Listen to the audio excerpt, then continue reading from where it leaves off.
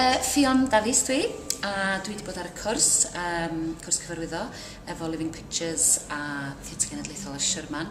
Mae wedi bod yn brofiad anhygoel a do'n i rioed yn meddwl fyswn ni'n cael gymaint o agoriadau ar y cwrs, dweud y gwir. Da ni wedi cael pobl hollol wych i ddod i siarad efo ni.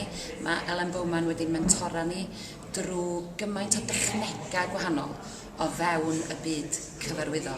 A hwn i gyd mewn awyrgylch braf hefo pobl sydd yn meddwl yr un peth a chi digwyr.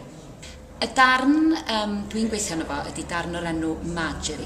Dwi wedi bod yn gweithio ar hon efo Cari Lewis ers dipyn o fisoedd bellach, a da ni ar yn drafft ymarfer.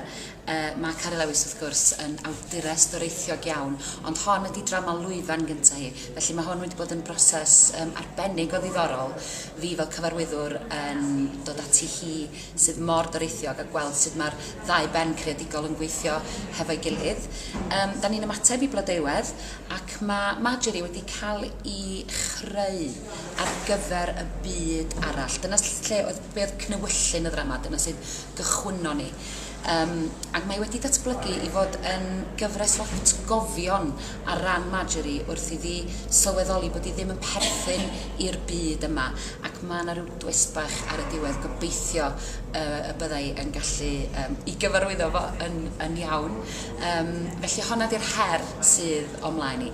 Dwi'n nerfus, dwi'n teimlo'n gyffroes iawn, ond dwi wirioneddol yn barod ar gyfer y sialens yma sydd o'mlaen i.